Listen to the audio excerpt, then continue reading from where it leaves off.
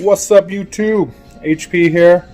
I was gonna do a live stream today, but I guess my account, for some reason, it says it's not eligible for live streaming from my phone. So I guess no live stream. But yeah, I'm just doing a little bit of maintenance. I had an update with my tax return today, and it looks like I'm gonna get a pretty decent tax return. So that is good news for the YouTube community who is following my channel. It looks like we're going to be able to move along with all the plans that I've had for getting the fish that I wanted to get right away. Today, basically what I'm doing is, behind me is my brute can. Well, it's not really brute, but my trash can that has my rocks in it. So I tested, and the nitrates were through the roof. So it's not really a super bad thing because there's no fish in it, but I wanted to switch the rocks over to a fresh can, and then I'm going to dose ammonia again and make sure that the nitrifying bacteria is still good and stable. And then we're just going to kind of wait it out until the tax return money comes in, and then I'm going to put in my fish order, and we'll get everything upstairs into the tank. So yeah, she's moving along nicely. I don't know if the next video, I mean, I'm probably going to post this for the next video, so we won't have rocks in the tank like I was hoping, but we are definitely getting close, very close. And we know everything is moving forwards how I wanted it to the point where we're going to get the fish. We're gonna get everything in the tank, and I'm super pumped, guys. I hope you've been enjoying the videos. If you are, please drop a like. It really helps me a lot. And subscribe. Hit that notification button if you want to get up-to-date videos whenever they're dropped. But yeah, without further ado, I'm gonna put you guys towards the brute trash can. You guys can watch me do this. If you're not interested in watching this, stay tuned for the next one. Thanks, guys. Take care. Alright, so I got a power head in this one. Not really a power head, just a pump, an old pump that I had laying around. So we're circulating some water. Gonna drop some salt in there, and then make sure the salinity is on point. I gotta make some more water now too, which is fine. I was planning to make more water anyways. So yeah, we're using Aquaforest salt. I've had really good success with Aquaforest salt in the past.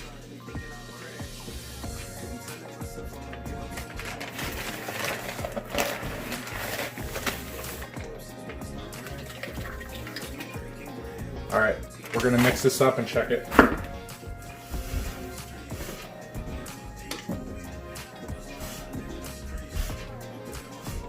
If you ever add too much salt, you can always add in a little extra water. I like to try not to use too much of my RODI water, just because it is a pain for me to make. I'm using an RO Buddy. It's great. It's really good if you're just starting out in reefing and you want to make RODI water, but you don't have the money to spend on one of their $600 units or so. Just get the RO Buddy. You can look it up online. RO Buddy with the DI cartridge as well. It's like $100. If you can spend the money, obviously, I would advise going with the bigger one. Make your life a little easier, but there's nothing wrong with these. And it's really good customer service, actually, customer support. I happened to break the top lid on my DI cartridge, and I contacted, I think it's Aqualife, I believe that makes the RO Buddy, but I contacted them, and they're based out of the US, but they're sending me a new piece. They're sending me a new top piece. So really good customer service, guys.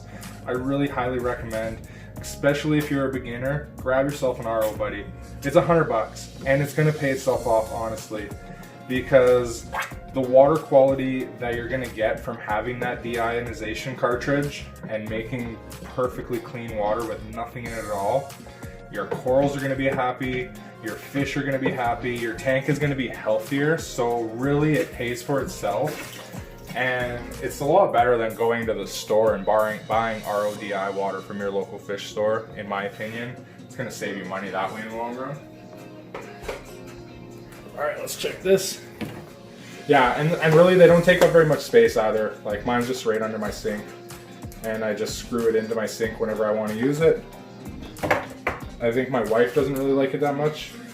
a little bit of an inconvenience when she wants to use the sink, but I have plans in the future to move it, so you guys will have to stay tuned for that. I'm not going to give any spoilers away too soon.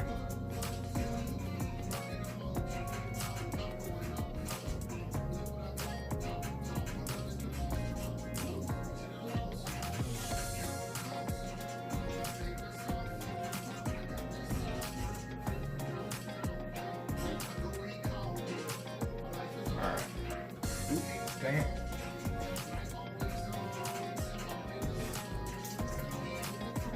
So this is a refractometer that I'm using for anyone who doesn't know anything about salt water but is watching my videos. This is called a refractometer. So this measures the amount of salinity in the tank. And you want 1.025 on the refractometer. So right now we're sitting at about 1.015. So I'm gonna dump in just one more thing of salt and see where that brings us. I might dump in 1.5.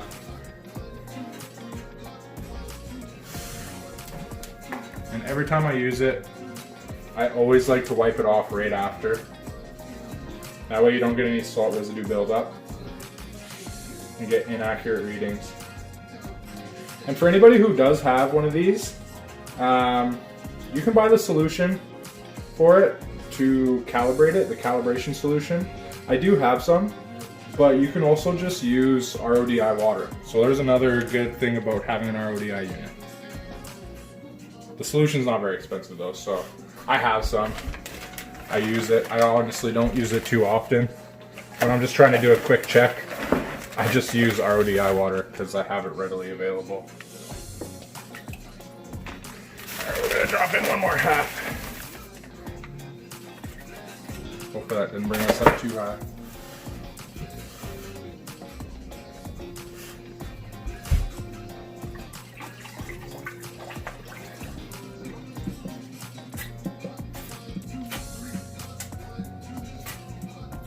I highly recommend getting yourself a turkey baster.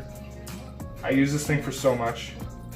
I use it to clean off my rocks. I use it for when I'm mixing up my salt. You can use just like a wooden spoon or something, but this helps me to keep my hands out of the water.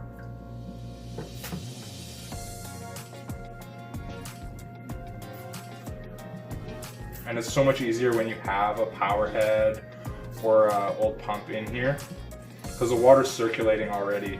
The turkey baster, all it's doing is pushing it up off of the bottom of the container, and then the power head was actually mixing it. But this makes it so much quicker, so much easier.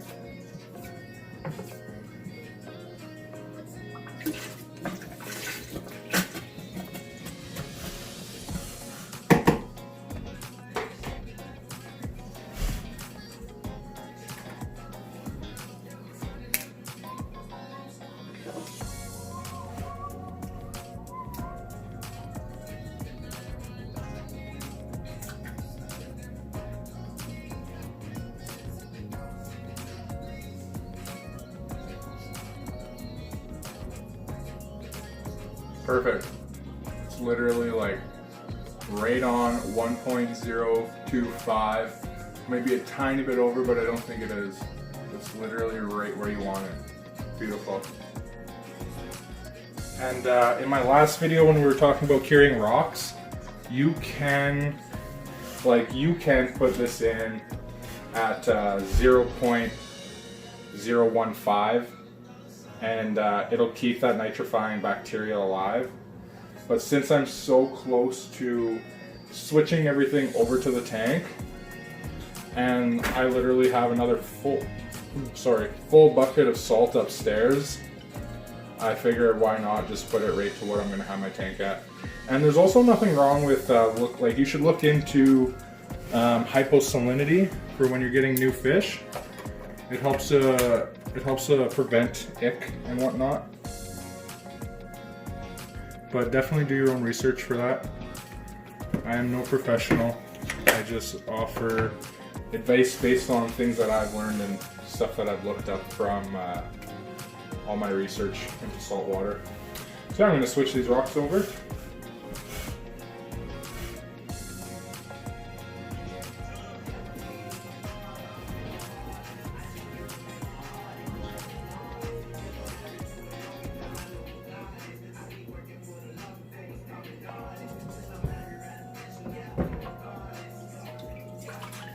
Oh yeah, these rocks are nice and clean looking.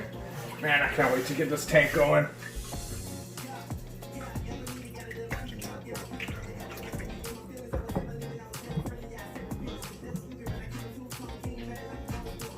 Well, I definitely got enough water in there.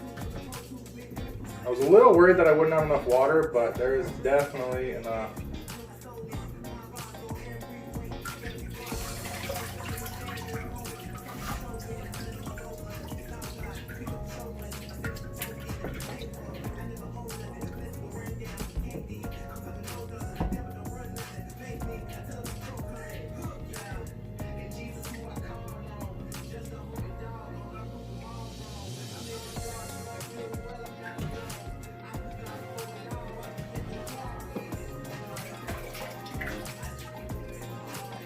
A couple little pieces of rubble that were in there. I'm not really sure. I think I was using these to prop some stuff up.